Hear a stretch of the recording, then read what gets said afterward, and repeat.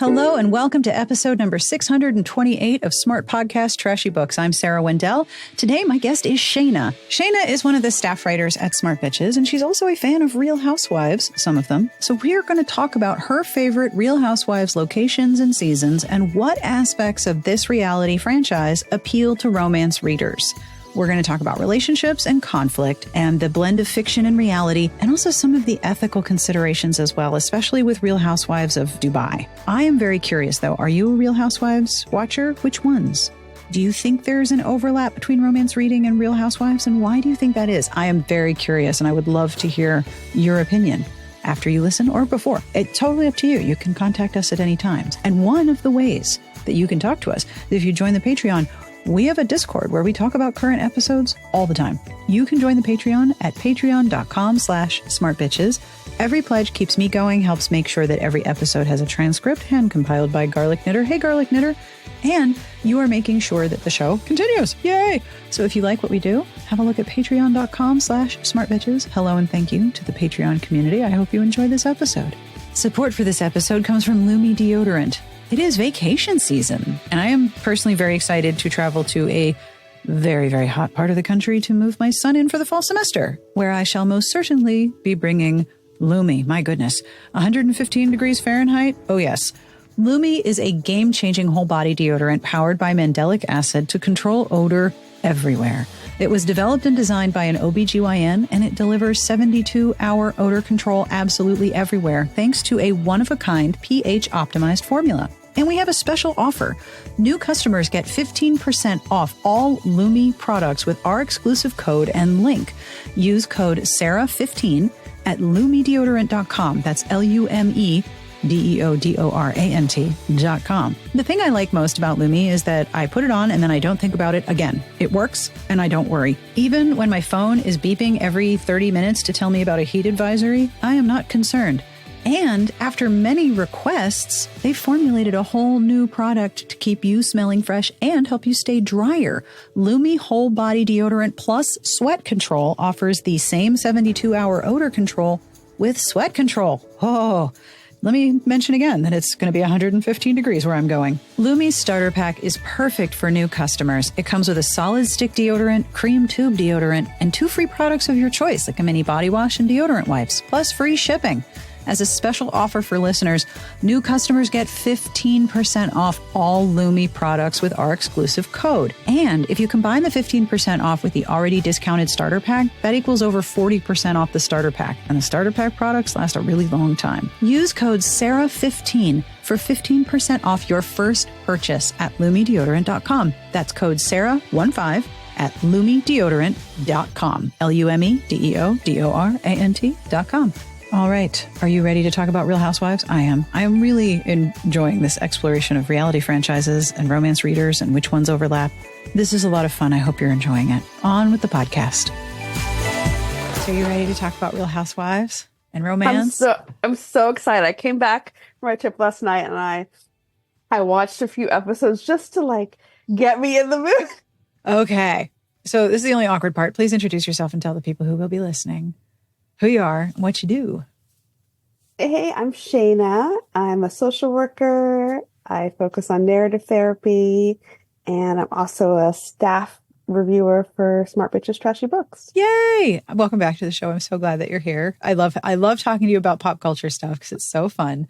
We are going to talk about Real Housewives. Now, tell me about your favorite Real Housewives franchises. I feel like there's a parallel, hear me out, between Real Housewives and Doctor Who, where the doctor or franchise into which you entered, the larger franchise, is the one you hold closest to your heart for a lot of people, whether that's, the doctor with the ears or the doctor who is David Tennant or the doctor with the scarf. And then you have the Real Housewives franchises. Some people start with Salt Lake. Some people start with Potomac. Some people start with the original recipe or OC. And I'm really curious, what are your favorites? Where did you start? Okay, so this is interesting because I feel like my favorite is not the one I started with. And that's also true of Doctor Who. Oh, well, I am both not corrected and corrected. I love it. My theory is holding a little water. I think your theory is accurate, yes. So, I think I tried watching a couple of episodes of Real Housewives of New York or New Jersey because it was so popular. Oh yeah. And it was so boring. I I thought Real just, Housewives of New Jersey was like mob, mob, mob, mob, mob, mafia, mafia, mob, mob, mob, flip a table, yeah, big hair. it's like, uh, it's just kind of how like mafia romances sound sexy, but like that life would actually not be interesting in real life. That was so boring for me. Maybe it's someone, not to yuck anyone else's yum, but I found it boring. So I think I started with Real Housewives of Atlanta. And I do still really like that, even though I don't watch it anymore. I mean, I think it's kind of the OG for me. And I feel about it like I feel about the David Tennant one, where like it's always going to have my heart, did some amazing things, total cultural powerhouse. Like there's still so many memes connected to David Tennant's Doctor Who and, Nene and Cherie. But I think in terms of what I actually find most watchable now and what I'll go back to, I think it's actually probably Real Housewives of Dubai and Real Housewives of DC. Those are like my faves. Awesome. I have so many questions. So who is the Doctor Who that you most like now? Honestly, I'm really obsessed with the current Doctor with and Ncuti. Like, I mean, he's so amazing. they're fabulous. Everything about this new version is really incredible. Every episode, like, I'm in love with. I get it. So tell me what you like about Real Housewives of DC, Potomac, and Real Housewives of Atlanta and Dubai. We have to talk about Dubai because that was just mind blowing to me. You're the one who introduced me to Real Housewives of Dubai. I know we have a eternally thankful. You and I have a really weird popular culture overlap where our tastes do not entirely line up, but when they do, they really do. Yes. Well, I'll start with Real Housewives of DC because I do feel like that maybe is my favorite of all time. And it is mostly white. Like there's really just there's one black housewife, but she looms so large on the show that she's who I remember. And I feel like there's a lot of black culture focus because it is set in DC, like Chocolate City. Yeah, I mean, I love it. It was only one season. It caused like an international incident. So wait, it did? This trivia I did not know. The Real Housewives of DC caused a diplomatic incident? Yes, because one of them, Mikkel and her husband Tark, like they're kind of, new money, the outlandish kind of type. They broke into a White House state dinner for, I think, like the Indian state dinner for India. Oh my gosh. She was wearing this like sari. She's a tall, skinny blonde woman.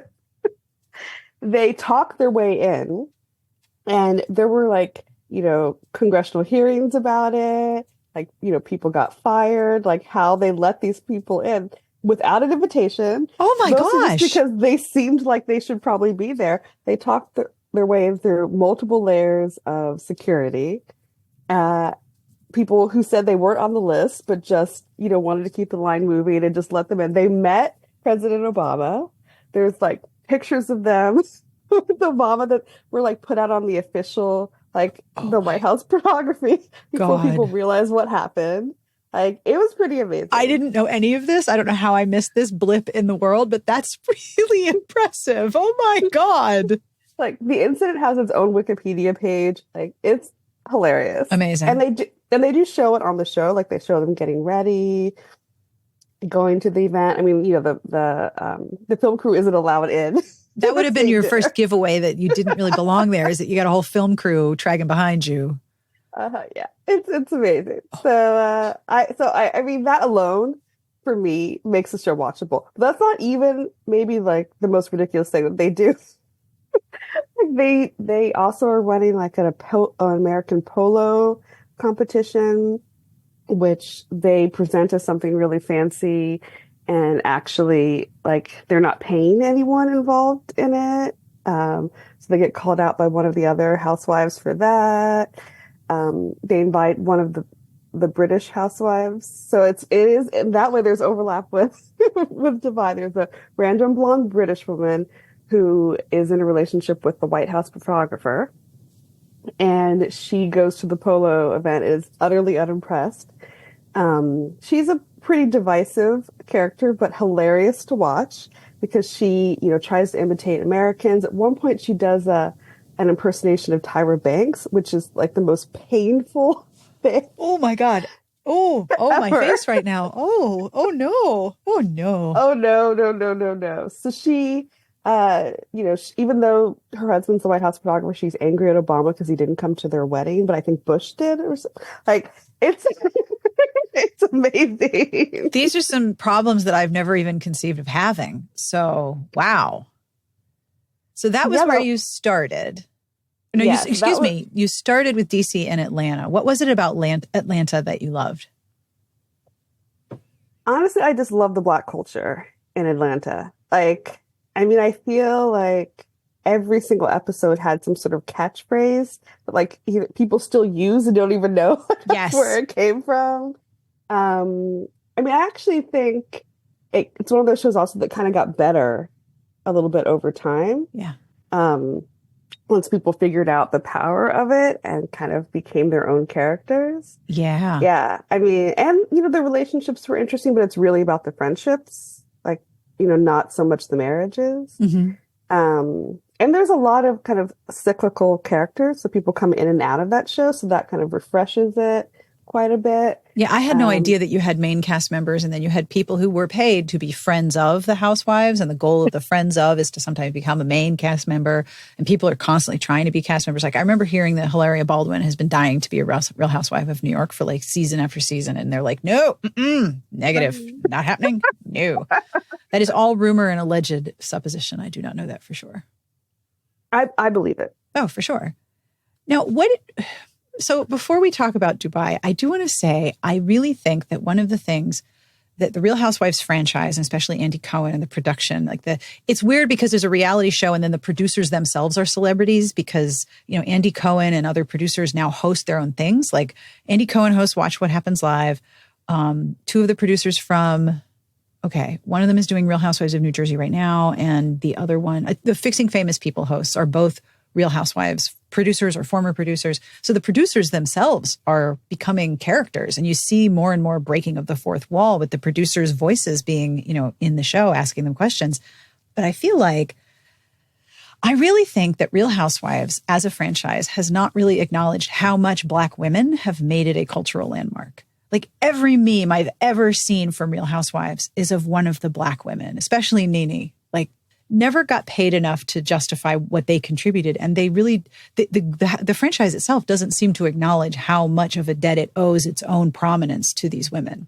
Do you think that's true as well? Because I'm looking in from an outsider. I haven't watched all of these. I definitely think it's true. I mean, I personally think that Nene is possibly like the best and most effective reality TV star of all time. I agree. And 100%. Was she paid for that? In line with her influence on pop culture? Absolutely not. I do think what has happened over time is that, the housewives themselves have tried to kind of monetize this, originally just in promoting their businesses, some of which were kind of sketchy businesses, and some which were, more successful. But now they also have their own podcasts. And I think Real Housewives of Potomac is a good example of that, where it's kind of annoying actually as a viewer. Yeah. But they will put a lot of the drama on their podcasts and they'll actually have conversations about things that used to happen on the show. That's a way for them to control the narrative a little bit and to make money off of it, in addition to, being cast on the show. So as a viewer, I find that extremely annoying because I don't really like listening to lots of podcasts. I'm not necessarily going to do that. I just want to be able to watch the show, but I can really understand from the performer standpoint that it really makes sense to try to have more control over your creative output, because Black women are running this. Like, there's no way that this would ever become the cultural phenomenon that it is, without Black women.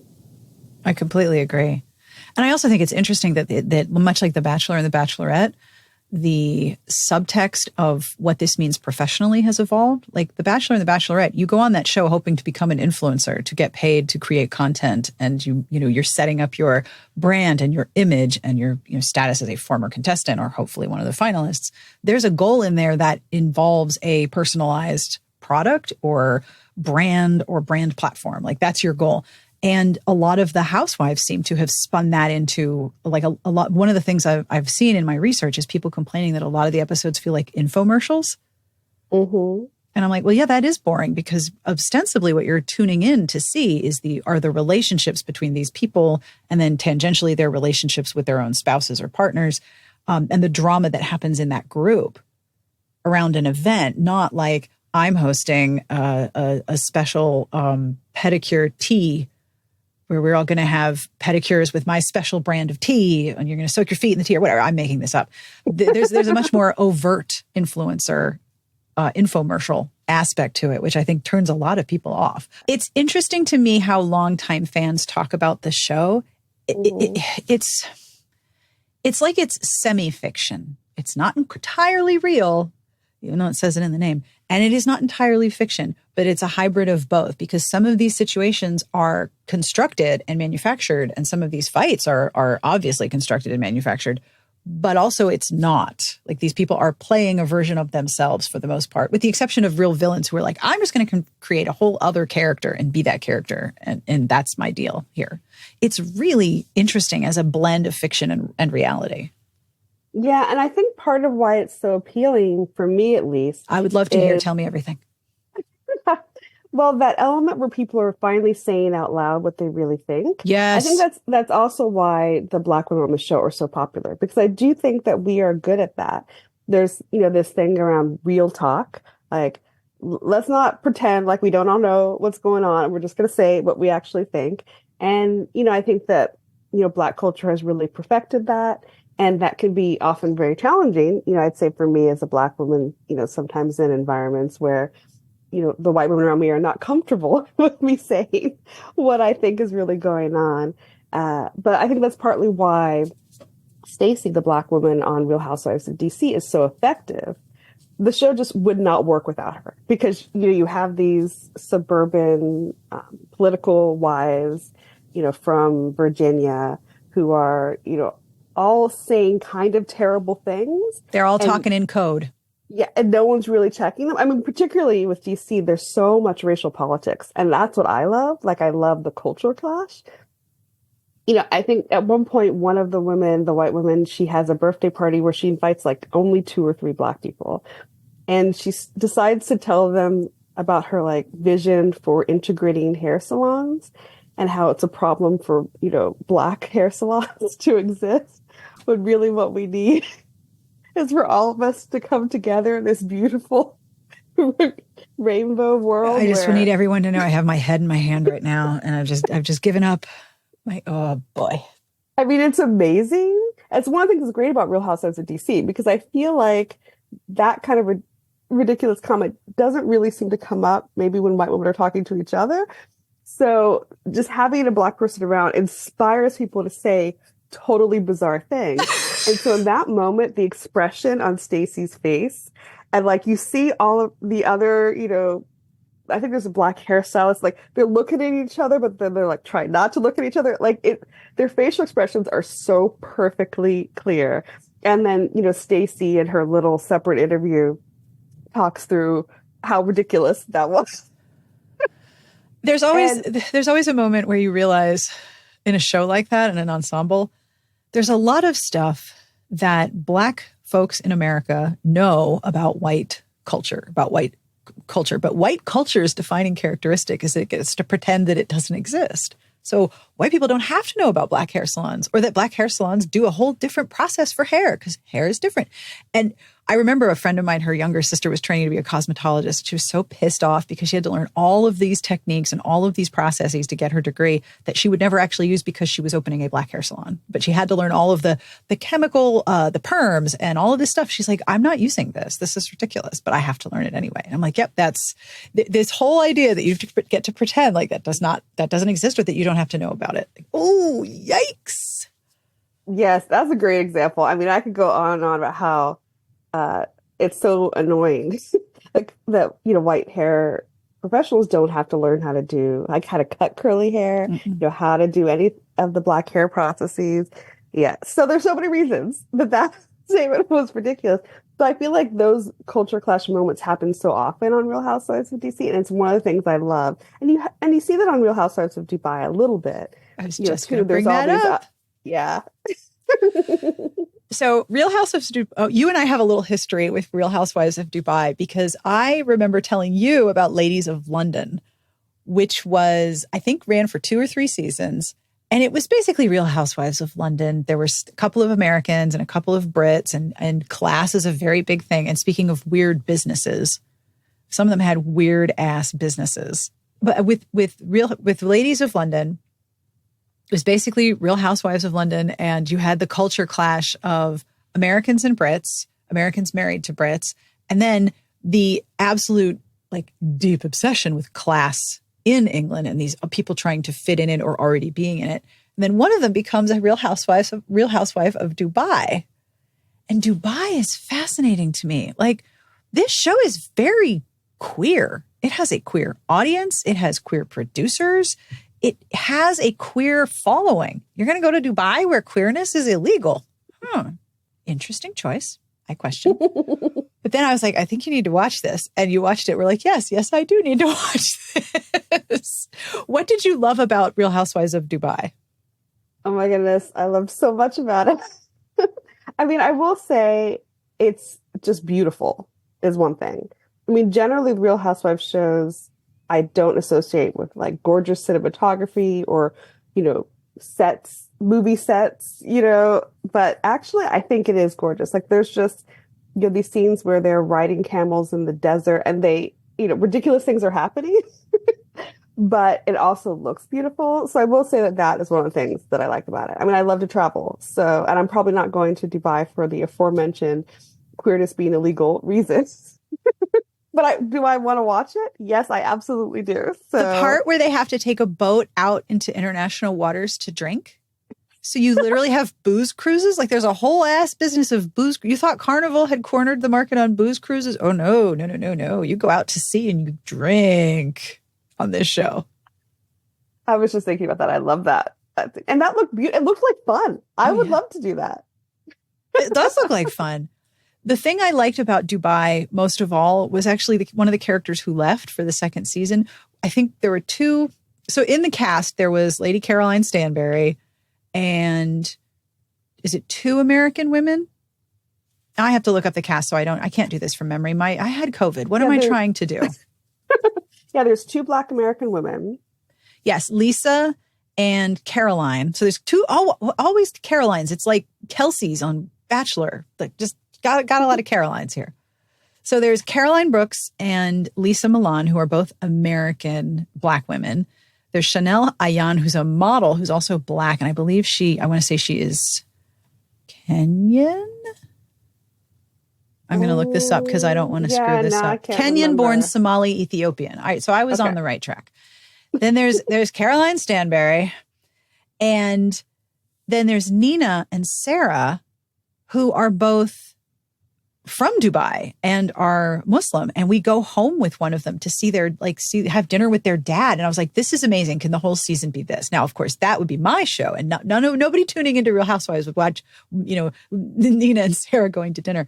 But Nina and Sarah with their families was my favorite part of that show because it was beautiful. It was very homey, but it was something that I would never be invited into in my real life. Mm-hmm. That's the part I liked the most. What about you? I agree. I mean, part of what I love about Real Housewives shows are watching the marriages and the family dynamics. I mean, I love marriage romances, where the married couple, starts the book already married. Yeah. And I love like the extended happily ever after, the kinds of books where in Goodreads reviews, people say, oh, it's so boring because they got together so early. I love that. I want to see people be happy or have little, minor arguments and then resolve them. Yeah. And I feel like Dubai has a lot of that. Like Chanel is going to bring drama all the time. I mean, she might be my favorite character on the show. I mean, she's definitely one of the more queer coded because she feels like a like very drag queen-esque. And she walks around in these like amazing couture gowns with a train. You know, she'll Yeah. just show up To go to the grocery to store. lunch, you know, Yeah. or the grocery store. I mean, her outfits are amazing. She like exclusively wears couture. She's a model, but she is amazing. I mean, and actually I'm someone I love clothes and I will wear very cute dresses just to go grocery shopping because I don't have the kind of fabulous life where I'm going to galas. So if I want to wear my cute little dress, then I will be wearing it to the farmer's market. I always dress up at the farmer's market. Oh, farmer's market is totally, it's like the farmer's market. You bring your cute. You got to look adorable. And I feel like, you know, Chanel, she, in that way, I feel very connected because people will comment on, like, you know, why did you show up in, like, this amazing, impractical like, outfit? Because I wanted to. That's why. You want to. And then sometimes she gets tired and while she's shopping and she will just sit down on the ground outside in a huge gown because she's probably only going to wear it once. It doesn't care. Her heels are as high as my forearm, elbow to wrist. She's already tall. She's miles taller. I also do love that in a truly perfect cameo, Phaedra shows up as a surprise guest in Dubai, and they all have lunch. They have lunch with her and Caroline Brooks and Caroline's cousin.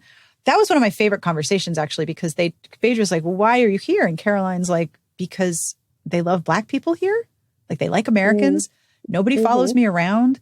And one of the other characters talks about, I think it was Lisa, talks about how she's not scared to have young Black boys living and raising them in Dubai like she would be at home. And again, that's not a conversation you're going to have in front of like strangers, but you are having that conversation in front of a very large audience of many millions of people. I think that conversation was kind of how you got me to start watching the show because I was really curious about that. And it's, you know, certainly something I've talked about with my family members who, you know, live outside the US, you know, that dynamic of how difficult it is and scary it is to be a Black person in the US. And, you know, when you leave, you trade, you trade some comforts for, you know, cultural challenges. So it's not as though it's always perfect. But I think I just really hadn't seen that represented on television. No, I hadn't either. To that degree.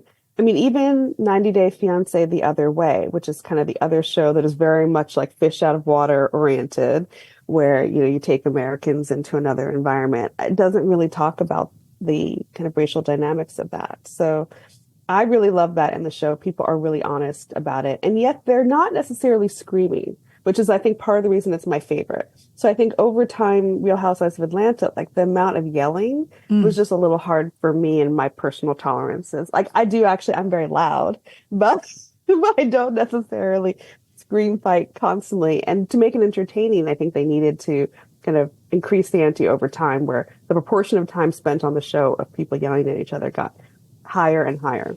Yeah. And I can't watch that either. But I think Real Housewives of Dubai, it's not like they don't have arguments, but because they do and they're very entertaining. But for me, they're just a little less grating.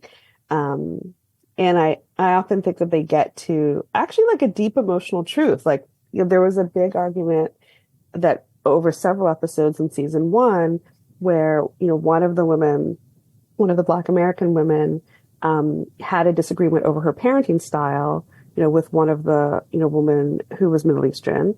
And it really turned into an interesting conversation about how she was raised and with not a lot of, you know, softness or emotional care and the pain that had caused her.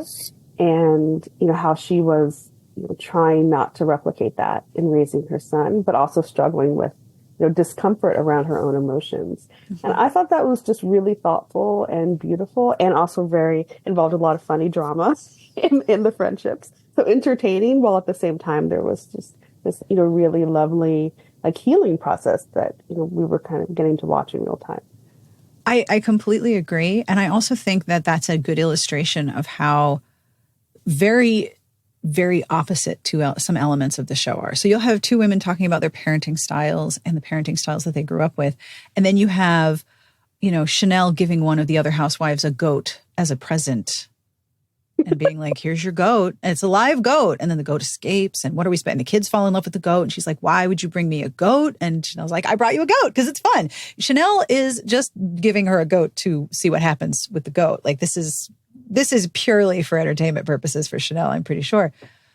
And so you have this incredible acknowledgement of family dynamic and parenting styles and intercultural marriages and, being of one culture and living full time in another. And then you have Chanel with a goat. You also have a show that is acknowledging being Black in a different culture and being a Black American raising American, probably dual citizen kids who are Black in a different country and what that means and the relief that you feel as a Black mother.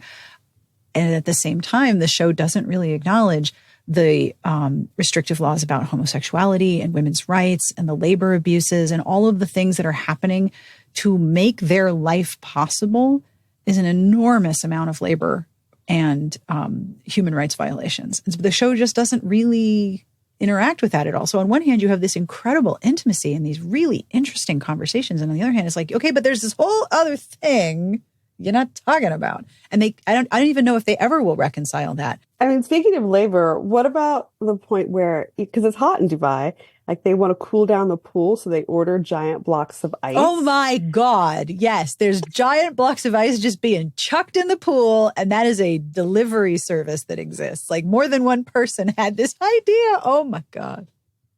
That was amazing. So, I do think just the wealth porn. Oh, the wealth porn. That's pretty much the standard of the show, though, right? Like every franchise is going to have little bits of wealth porn.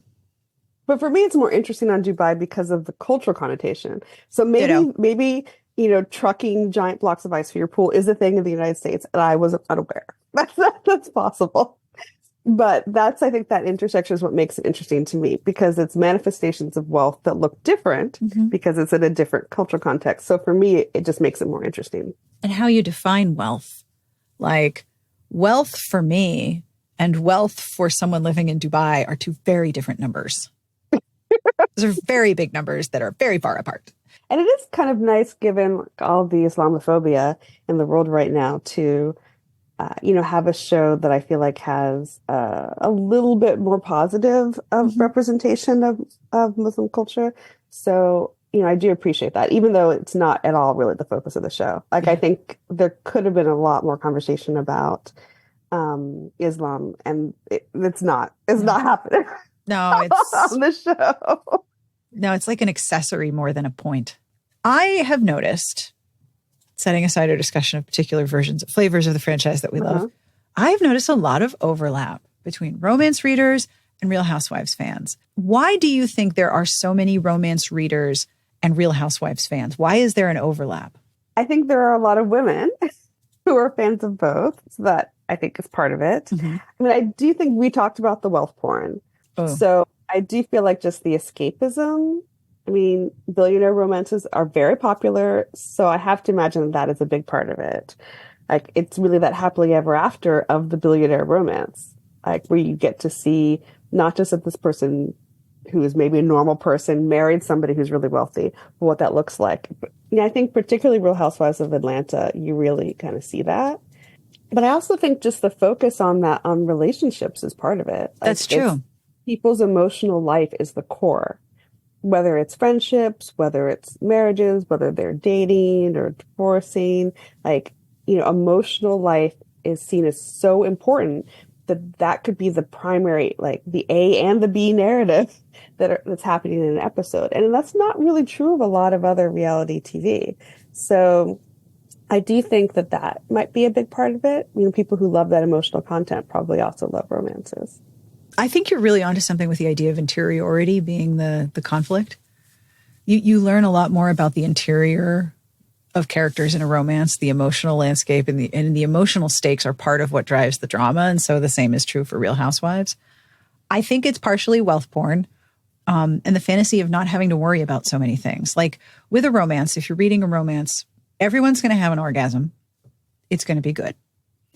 Everyone's going to be happy at the end. who are, the protagonists anyway, unless you're a villain, especially if you're a villain in a Beverly Jenkins novel, then you're going to die of your own stupid. Sorry.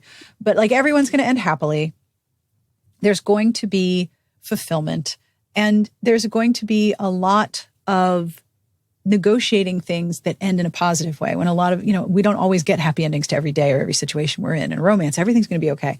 And the thing with the Real Housewives is that they do pay attention to the end of the narrative. Like when you hear somebody talking about a season or a conflict on Real Housewives, a lot of the problem is that it didn't end well. It didn't have an ending. It just sort of fizzled out, or it didn't go anywhere. People want the complete story, knowing that because of the insulation of wealth and power and privilege and being really attractive, that things will end pretty well, and all of these people are cushioned. Does that make sense? So I think that maybe it's the cushion that they have in common. That there's a certain ease and comfort that's present in both. I do think there's actually a lot of similarities in the tropes, especially if you apply them to friendships, as that's kind of the primary relationship currency of Real Housewives. Oh, that's interesting. Because, I love Marriage of Convenience. I love arranged marriage. And, on Real Housewives shows, a lot of times, there are some organic relationships that pre-existed before people are cast on the show. But, most of them, they may not know each other or know they exist, but they're not actually friends, right? Mm-hmm. So there are these arranged friendships that are happening because of the show. And then they're forced into constantly spending time together in order to create content, for the show. So they have to engage with one another, even if they might hate this person. In fact, hating them makes for better TV. So that could be ideal. So I think for me, it gives you a little bit of that Marriage of Convenience vibe, like a little bit of that arranged vibe. That's very true. I think that is a big part of the fun. And with, Marriage of Convenience, they may not be people who would be perfectly aligned. Like it may take them some time to figure out what the overlap is, and they may never figure it out, and then they're still stuck together. And I don't know why I personally enjoy that so much. Like I can handle a lot of conflict in that context because people can't escape. So in real life, if you don't like someone, you just bail. That's it. But on Real Housewives, it doesn't matter. No, you're contractually obligated to be there. Put your shoes on and go to the thing. Again and again. And so it actually forces you to invest in the relationship. Again, the comment on the emotional landscape. You have to invest in it because you're stuck in it. So, how can you make this relationship feel useful to you? Yeah. And whether that's like entertaining you, annoying the other person, like trying to find some way to build an ally out of them, trying to have an opportunity to throw out some one-liners that people will remember forever. That's what makes it so entertaining. So I do think, like, for me, those are some of the major tropes, but also like age difference, like class difference tropes. I like those in romances. You definitely see that, especially in some of the marriages. I love class differences because the thing about people and cultures that are super invested in class is that they try desperately to pretend that there's not one. Mm-hmm. Especially in the United States. Like, we don't have a class structure. Spoiler. Yes, we do. It's interesting to watch people negotiate class within this contractual structure where they're all contractually obligated to hang out with each other and get along and try to negotiate their relative position to each other outside of what they perceive their classes to be.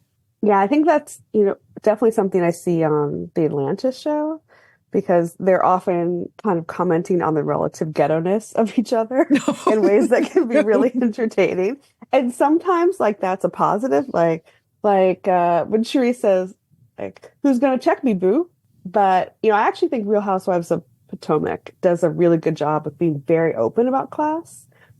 Because, I think in Atlanta, it's more about proximity to working class Black culture and what elements of it they, want to celebrate and what elements they're critiquing people for, representing. And I feel like as a viewer, I often was uncomfortable with how that was handled by the producers and some of the ways that it was edited.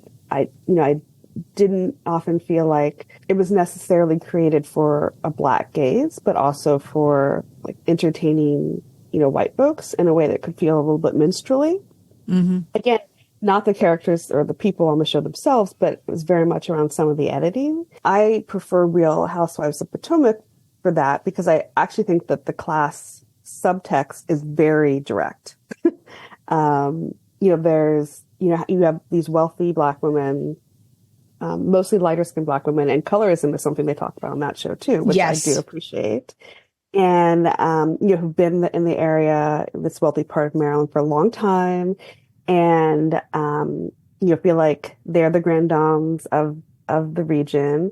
And as someone, for me, I kind of grew up with, alongside seeing that, but I was definitely not, not part of that. I got invited to participate in a Black sorority debutante ball when I was in high school and ended up not doing that. I was not the right kind of person for that. But I've always found that culture really fascinating. And so, I think seeing that and then seeing the kind of new money, folks and the conflicts, like they're very direct about that on the show in a way that I feel like is not as obvious. I mean, in that it's obvious to us as a viewer, but the participants themselves don't talk about it as directly as they do on Potomac. So, I think if that's, something that you're interested in, I do definitely recommend that show, especially the first few seasons. I remember when I was doing Love Struck Daily with Alicia Rye at iHeart, we interviewed one of the contestants from one of the seasons of Love is Blind.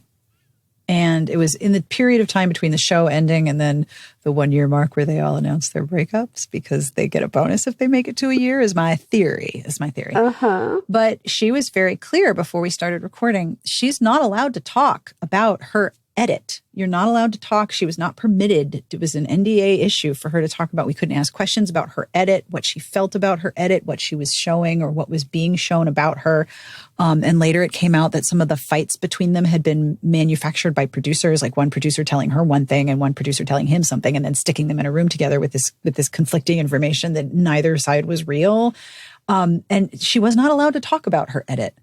And I'm fascinated by the influence that the editors, the producers, the people who are taking the footage and shaping the story, there's so many pieces of narrative that the people themselves who are in the shots, the characters, the Real Housewives, the cast members don't have control over that narrative at all. So they're desperately trying to maintain control and prominence and get invited back next year because this is a very lucrative gig. Like, let's not pretend you get a lot of money per episode being a Real Housewife main character, or excuse me, main cast member, I beg your pardon.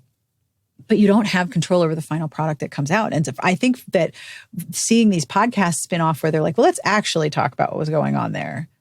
That is really interesting, especially from a narrative perspective, because you don't have control over that story. You're giving control over that story to like a bunch of producers and an executives panel and a bunch of other people in marketing. Like, you got no control over that. That's terrifying to me. I don't know if I could do that. And then, like you said, I'm sure they have to decide to what extent they're willing to kind of talk about their frustrations because there could be repercussions. Yep. Like Robin on Real Housewives of Potomac was clearly exhausted by the amount of attention to her husband's infidelity that the fandom had focused on. And, in the current season, like she just looked over it, like completely done. And then, she didn't come back. The next, she wasn't going to be invited back. And, I do often, wonder, how that feels, to the performers. It's lucrative, but, your whole life is in some ways, owned. And mined for content and exploited. And none of these people are union either. They're not unionized as characters on realities. Unscripted reality is not subject to union rules. So there's a whole other aspect of labor there that I am very curious about the realities of dealing with. And they have to, of course, pretend like, the lucrative nature is not why they're on the show. Because we are all extremely wealthy. Reasons. The right reasons of Real Housewives are, we don't need the money. We just are offering you altruistically the opportunity to be entertained by our fabulous lifestyles. Yes. There's nothing in it for us.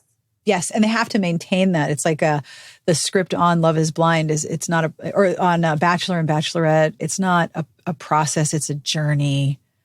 Like there's keywords you're not supposed to use. I think Love is Blind is an experiment.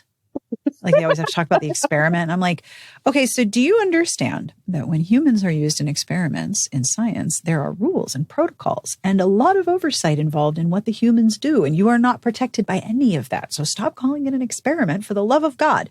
This is where I'm way too pedantic for reality TV. Like, what about the labor contract here? What about the labor rules and the exploitation and the number of hours you're working? How is this okay? Oh, all right, Sarah, calm down.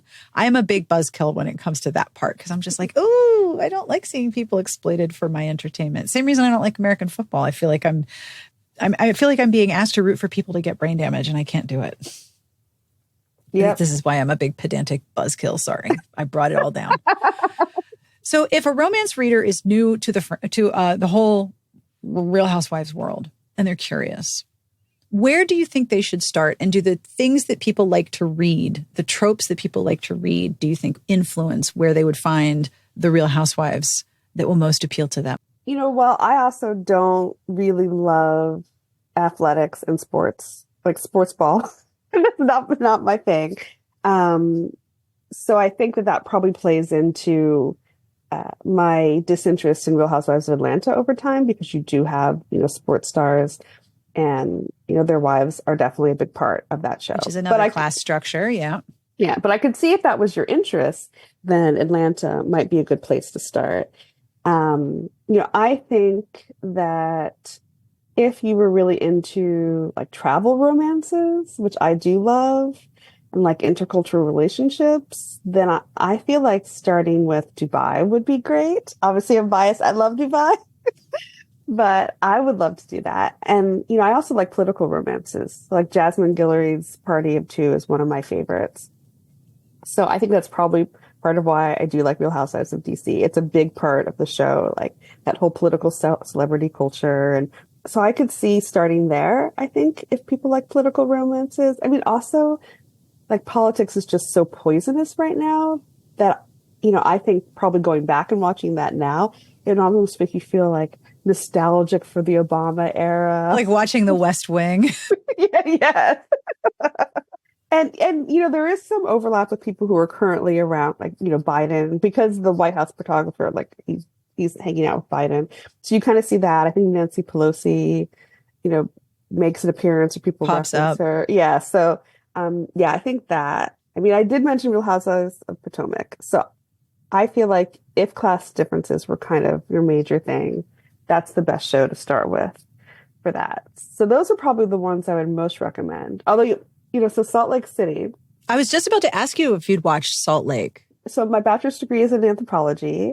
Okay. That story checks out. Thanks for being a guest on the show. Appreciate it. Understand completely. Yep. That is the, Yep. Okay. Found your through line. Yep. As you were saying. So, I love a little, ethnographic analysis of the subculture. You definitely get that with Real Housewives of Salt Lake City.